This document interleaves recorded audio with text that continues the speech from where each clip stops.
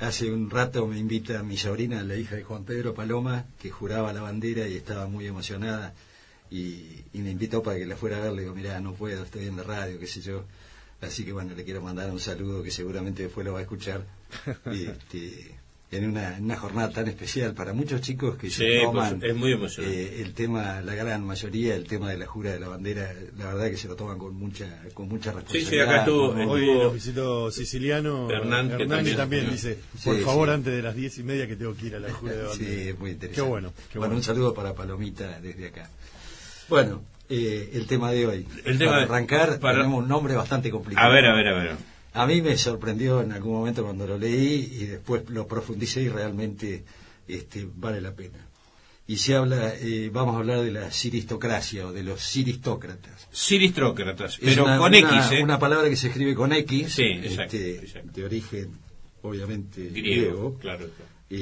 Como todas las cosas de la República, ¿no? Exactamente. Esto significa así etimológicamente el significado de siristos, de donde viene siristocracia, significa lo malo, lo mediocre, lo feo, ¿no? Y la siristocracia, en definitiva, es una forma nociva de la política.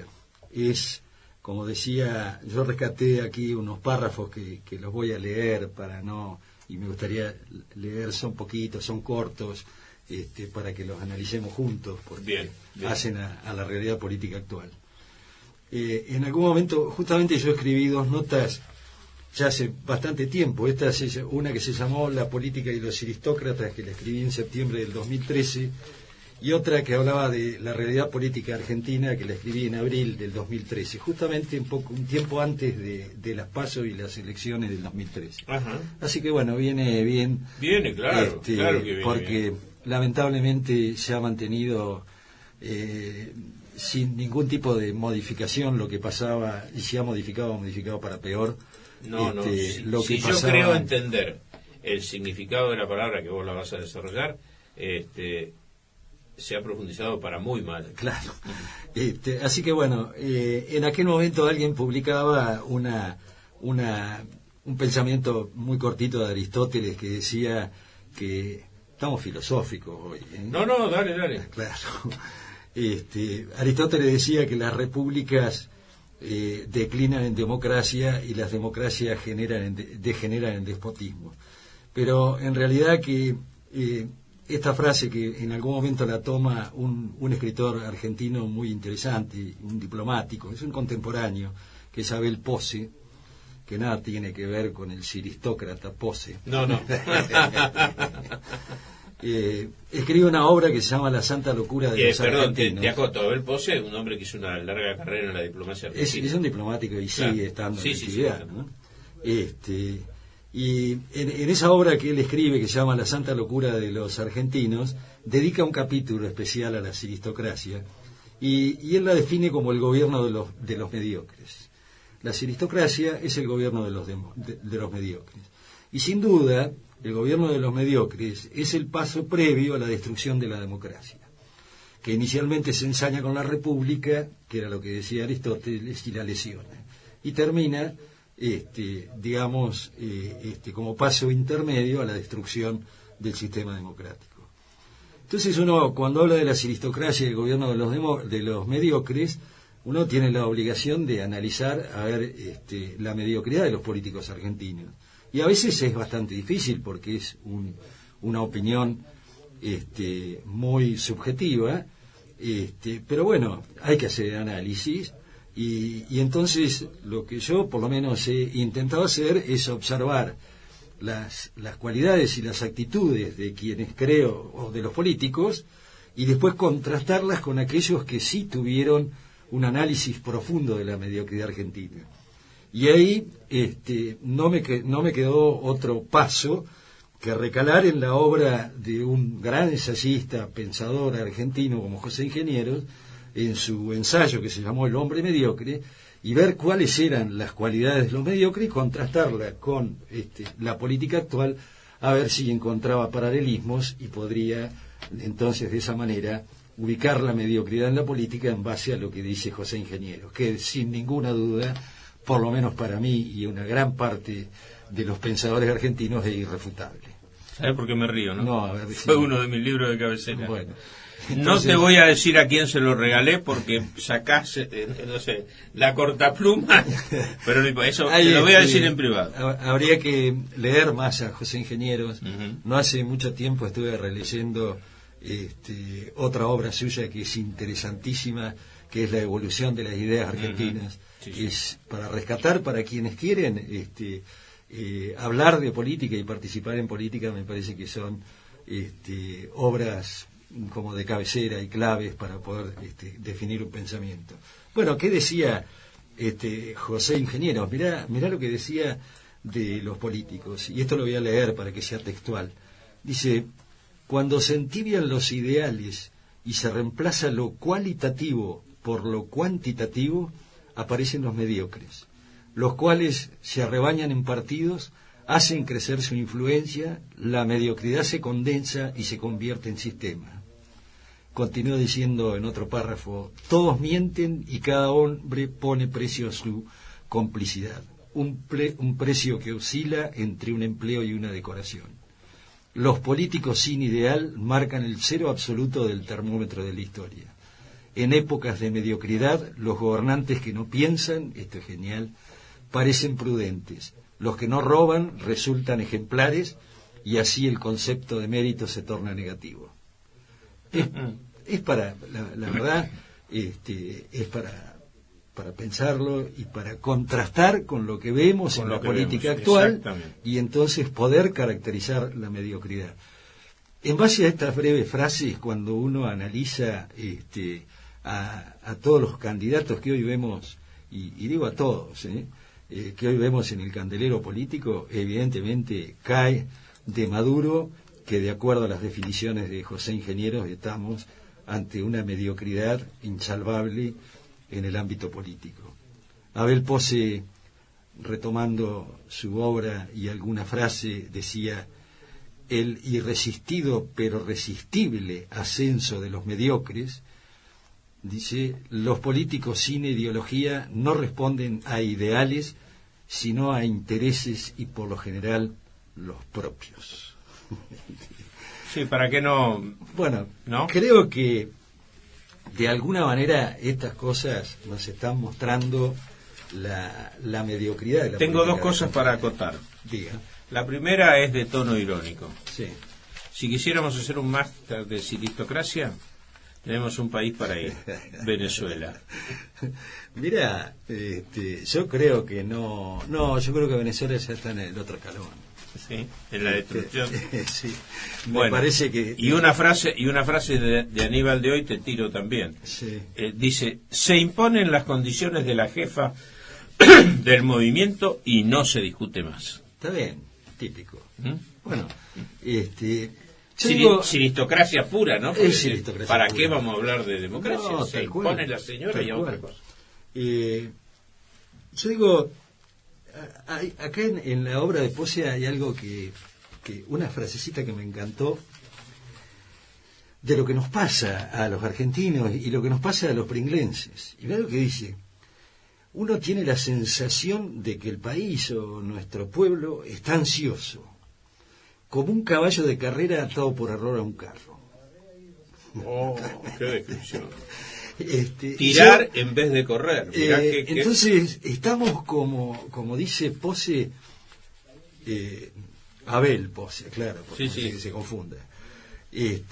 Como dice este pensador, yo creo que hay muchos pringlenses y muchos argentinos que nos sentimos de esa manera. Parece que estamos a punto de largar la carrera y de pronto nos damos cuenta que nos mataron un carro con unas cuantas toneladas atrás aunque larguemos, en vez de una montura tenemos una pechera y 2 tiros. Exactamente. Yo creo que esa ansiedad está latente en la gente. Es una ejemplificación, me parece magnífica, fantástica. Eso yo admiro, ¿sabés qué, Eduardo? Esos tipos que dicen en 2 palabras lo que a uno le cuesta un montón. Sí, tal cual, por eso la rescaté, porque digo, qué ejemplo muy claro de lo que uno siente, porque es cierto. A mí que me gusta la política, yo tengo una gran ansiedad con lo que va a pasar, con lo que va a venir, y me parece que que estamos en el momento de largar la carrera y de pronto miramos alrededor y nos damos cuenta que tenemos atado el carro. Y yo pienso, digo, nos van a bajar la bandera el 9 de agosto o el 25 de octubre, pero no podemos correr, tenemos el carro. Sí, voy a aplicar la ironía de vuelta. ¿Puedo? Sí, cómo no. Un amigo mío decía, tenemos una salida. Sí, es Ezeiza. Sí, bueno, lo sabía.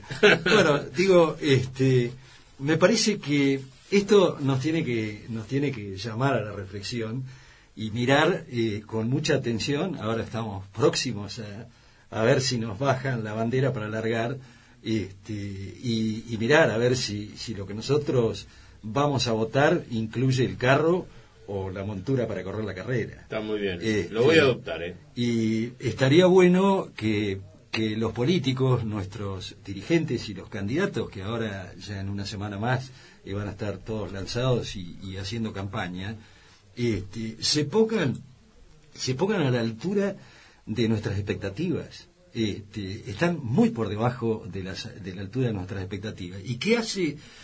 ¿Cuál es el resultado de esta situación? Es la no participación de la gente. Es decir, el no involucramiento de la gente de forma activa o pasiva, o digamos semipasiva, en la posibilidad de participar. La democracia es participación plena. La aristocracia, vuelvo a repetir, es los mediocres encaramados en el poder y buscando únicamente su beneficio personal. Es más, ni siquiera buscan el poder, buscan el puesto. Que lastimosamente. Que no es lo mismo, ¿no? Sí, lastimosamente. Es absolutamente real. Y redondeando esto, anoche escuchaba a una persona en un programa, creo que era con Castro, Néstor Castro, estaba Alejandro Katz. Sí. Alejandro Katz es un señor que en realidad era editor de libros. Sí. Y bueno, se involucró y termina siendo un pensador profundo de la realidad argentina, muy interesante.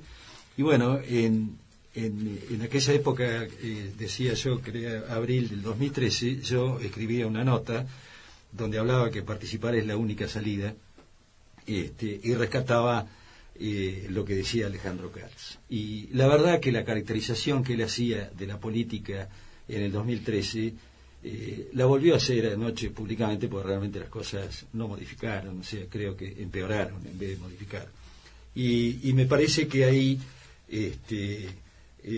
vemos la aristocracia. Mirá, decía, esto lo voy a resumir, decía Katz, haciendo un análisis de la realidad argentina, la dividía en dos grandes grupos. Hablaba de la dirigencia política constituida por el gobierno y la oposición y el resto de la ciudadanía. O sea, política, gobierno, oposición y ciudadanía por otro lado. Y bueno, y caracterizaba a cada uno de estos grupos diciendo que el gobierno tenía una clara teoría del poder, que la vemos todos los días, que sabe lo que es el poder, que lo quiere, le gusta y lo usa. Dice, a su vez afirma que la teoría del poder que aplica el gobierno es intelectualmente pobre, moralmente perversa, pero políticamente eficaz. Creo que esa definición sigue estando más vigente me pareció una síntesis perfecta. Muy buena. Por otro lado, y ahí nos mostraba la aristocracia del gobierno, ¿no? Esto es mostrar claramente que el gobierno está constituido por aristócratas, en base a esta caracterización. Pero también lo está constituido la oposición. Claro, por supuesto. Y fíjate lo que decía de la oposición. Dice, la oposición no tiene ni una teoría del poder, ni siquiera tiene una teoría de la sociedad. No sabe cómo disputar el poder y permanentemente ha ido entregando cuotas de poder en forma creciente. Por otra parte, no piensa a la sociedad y no sabe y no logra darle respuesta y representarla. También es verdad.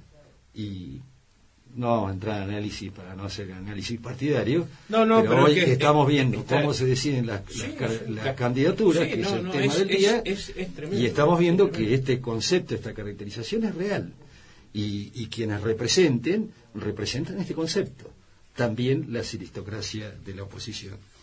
Y por último quedan los ciudadanos, quedamos todos nosotros. Los de a pie. Los de a pie, que quedamos a la deriva, porque quedamos como una sociedad fragmentada. Claramente hay dos grupos bien diferenciados dentro de la sociedad, que unos son los relegados, los pobres, los vulnerables, que para el gobierno se constituyen en un instrumento de su política de poder, y este grupo, lamentablemente, constata que el gobierno es el único proveedor de lo que recibe. La otra parte de la sociedad está desconcertada, enojada y enfrentada con el gobierno, pues no soporta su teoría del poder, pero no encuentra en la oposición al menos alguien que tenga una teoría del poder, y la que débilmente lo esbozan no lo satisface.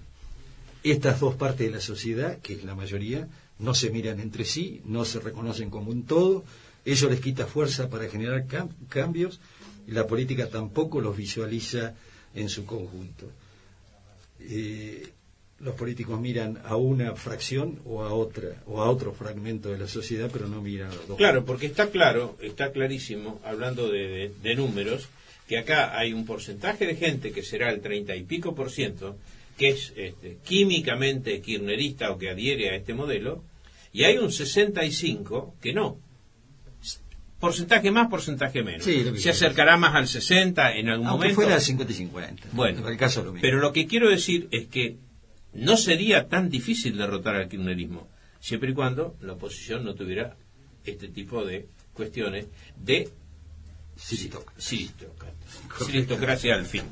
Bueno, y para terminar, sería un tema muy largo, ¿no? Es muy interesante y muy largo, pero para terminar, llega al punto de asumir las responsabilidades de lo que nos está pasando, y nadie asume las responsabilidades, ni el gobierno ni la oposición, y la gente se queda, como decía al principio, a la deriva en el medio, sin encontrar un grupo.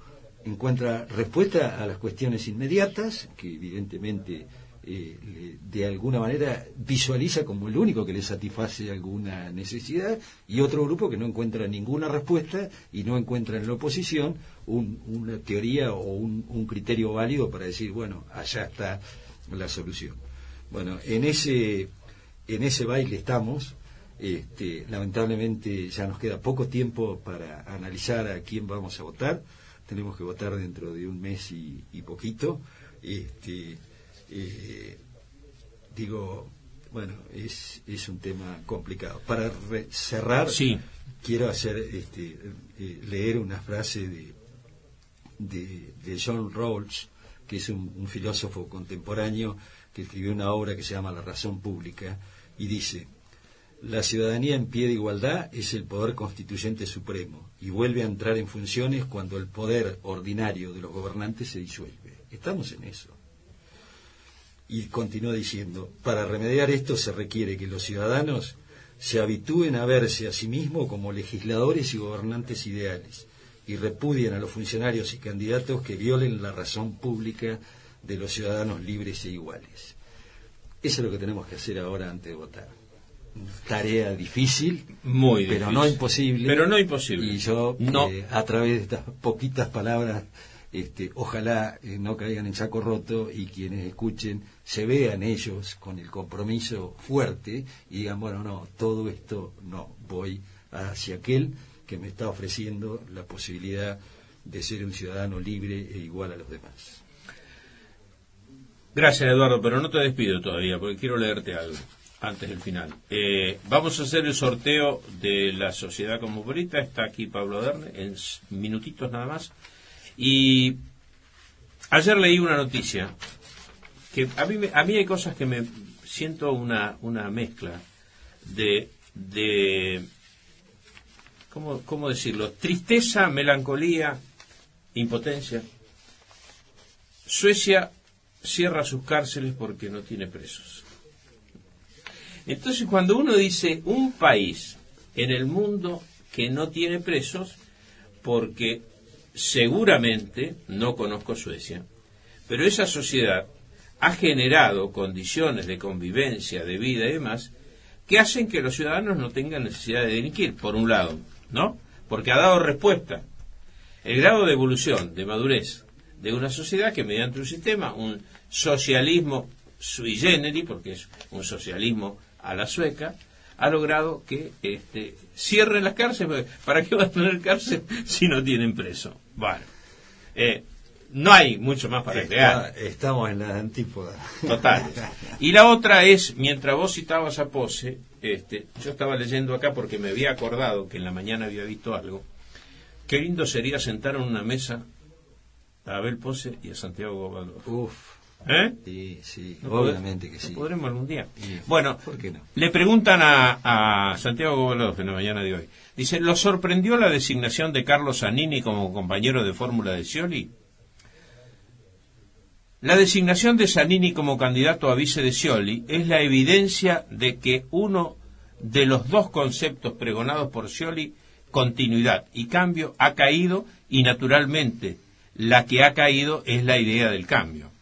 Si algo representa a Zanini es rotundamente la continuidad, pero hay algo más. Zanini, además de candidato a vice, ha sido elegido para garantizar la sujeción de Scioli al mandato presidencial y la impunidad. Es el desenlace lógico y trágico también de una figura que creyó que la obsecuencia podría otorgarle auténtico poder. Y una respuesta cortita dice, el kirchnerismo no parece dispuesto a aceptar mansamente dejar el poder, la pregunta del periodista. Todo depende de la cobertura que tenga el oficialismo en el campo de la justicia. Una de las razones por las que el kirchnerismo necesita controlar el poder es para salvaguardar la autonomía de la presidenta y de muchos de sus colaboradores. También, senza parole, ¿para qué? Si ya después de esto, ¿qué vamos a agregar?